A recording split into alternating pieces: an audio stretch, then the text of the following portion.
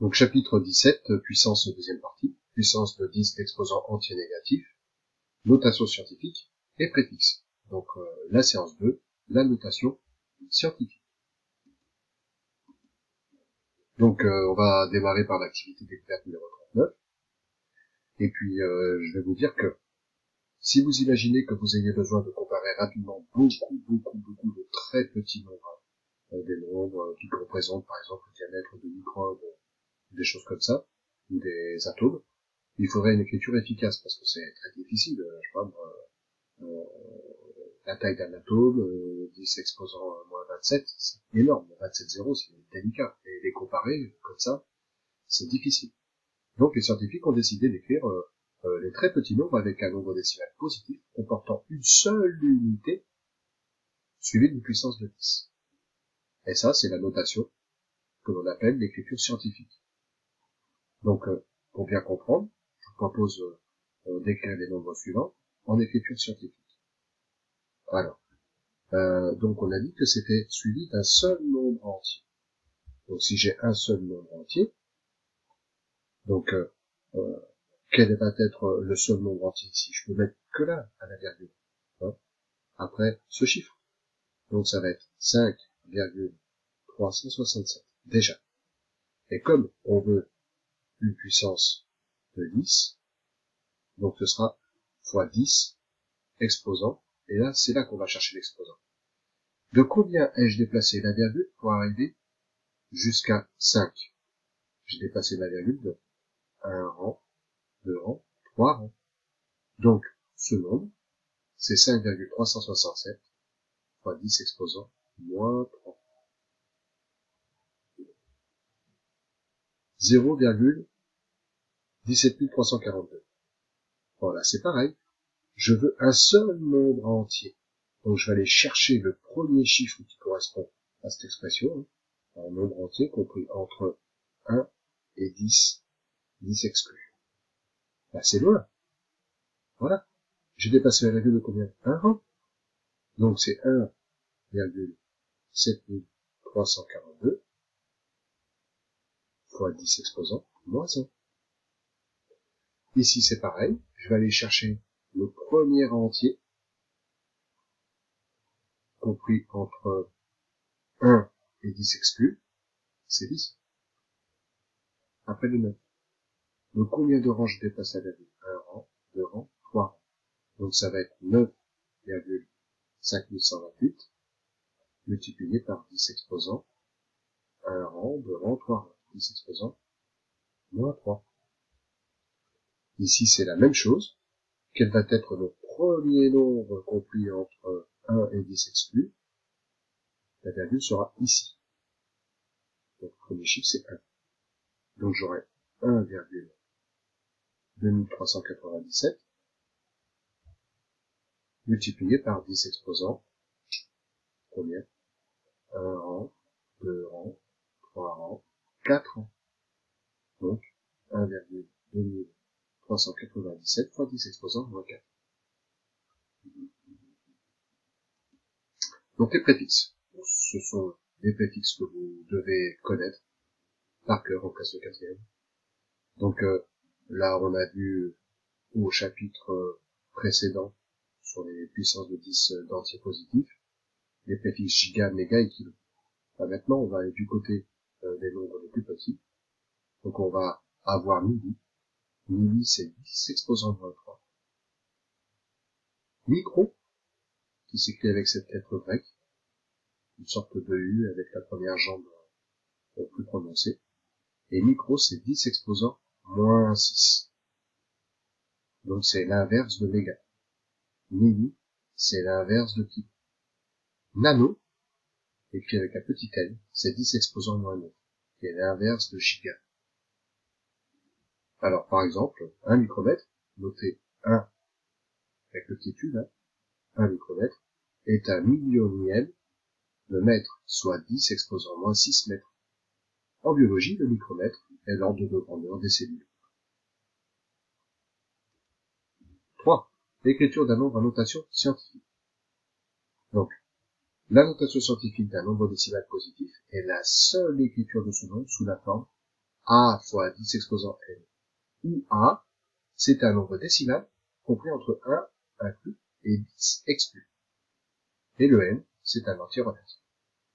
Exemple, la taille d'un virus de la V, c'est environ 0,00000009 mètres. Combien ai-je de 0? 8.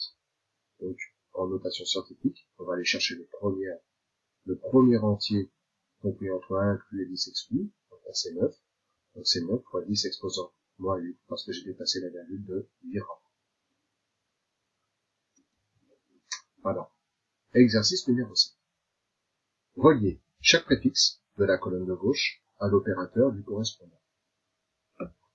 Donc, je vous laisse 3-4 minutes pour faire cet exercice. Correction. Donc, milli c'est divisé par 1000, non? Pour faire référence au cours que l'on a rédigé. Milli, c'est bien 10 exposant moins 3. 10 exposant moins 3, c'est 1 divisé par 1000. Donc, c'est divisé par 1000.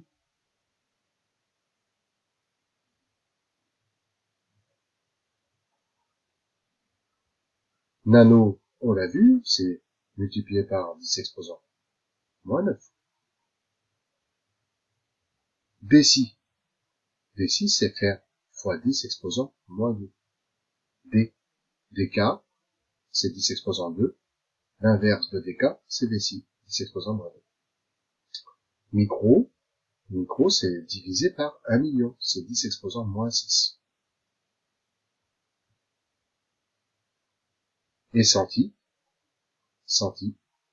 c'est fois 0,1. Exercice numéro 8. Complété avec une puissance de 10, donc là c'est pour bien maîtriser le cours.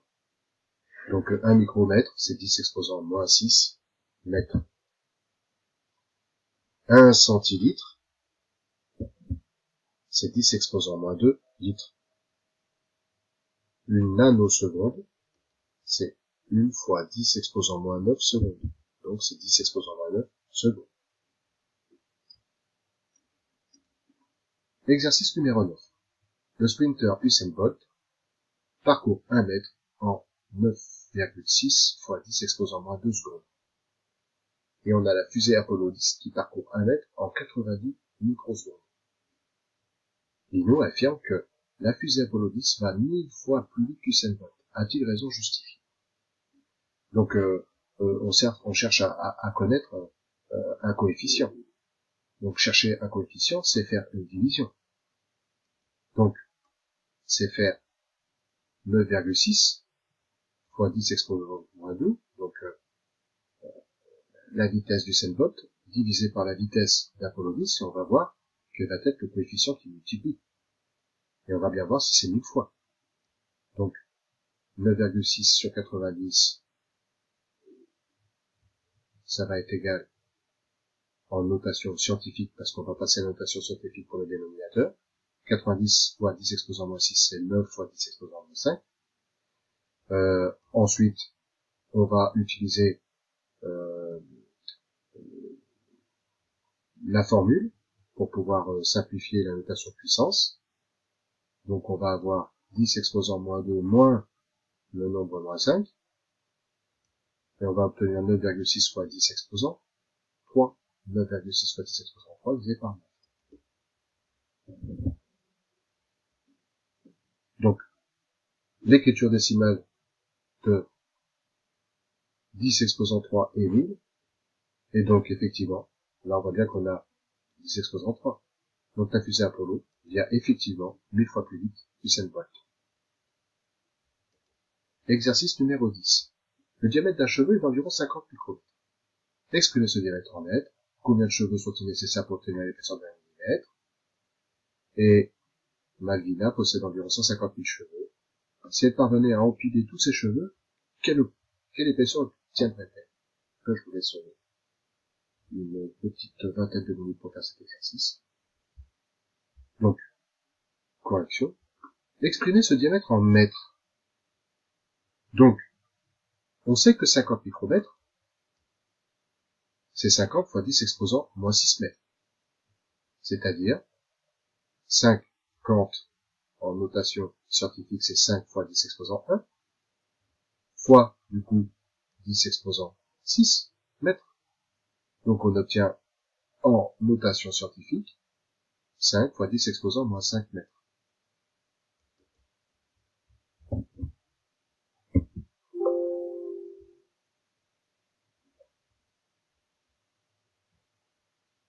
B.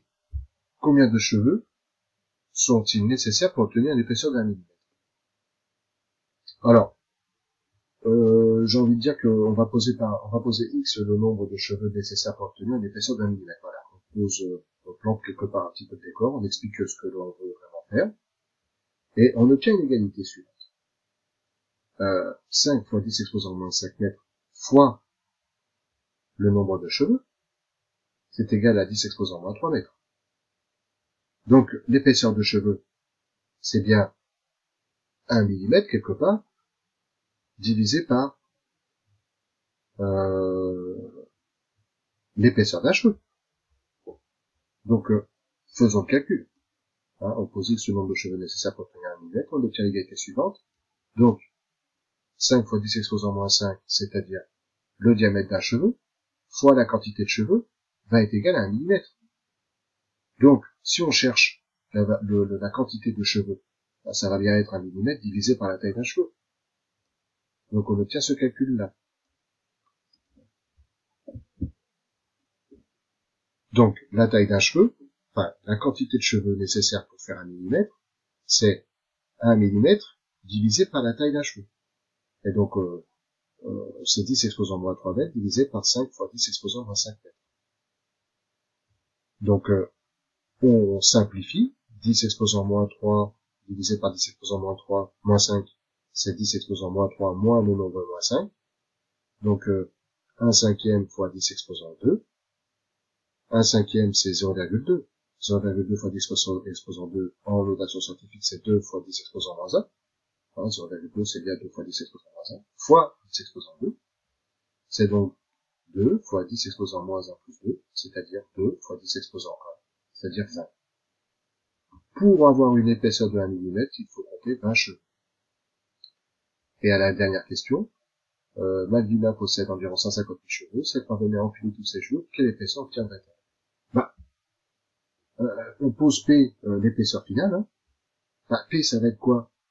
Ça va être les 150 000 cheveux, divisé par le nombre de cheveux pour faire 1 millimètre. Eh oui. Donc, 150 000 cheveux divisé par la taille d'un cheveu, ça fait 7500. 7500 millimètres.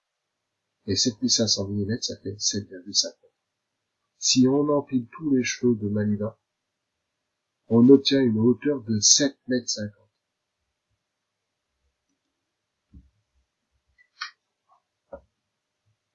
Exercice 11.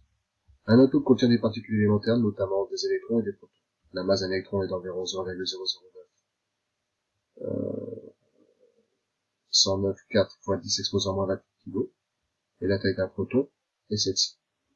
Déterminer la notation scientifique de ces deux masses, et ensuite donner un ordre de grandeur de la masse d'un électron et de la masse d'un proton, puis les comparer.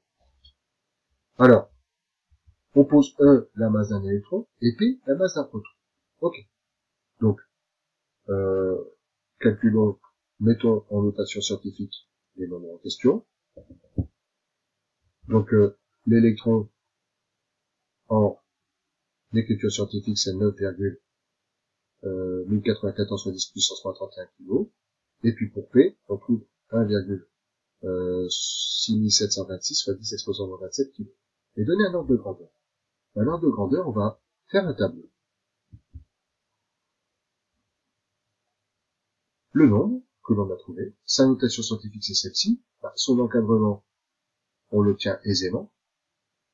Et un ordre de grandeur, E, comme c'est 9,104, c'est proche de 9, et on va aller chercher 10 exposant moins 30. Et on va faire pareil pour P. Donc, forcément, quel est le nombre qui est le plus grand? C'est P.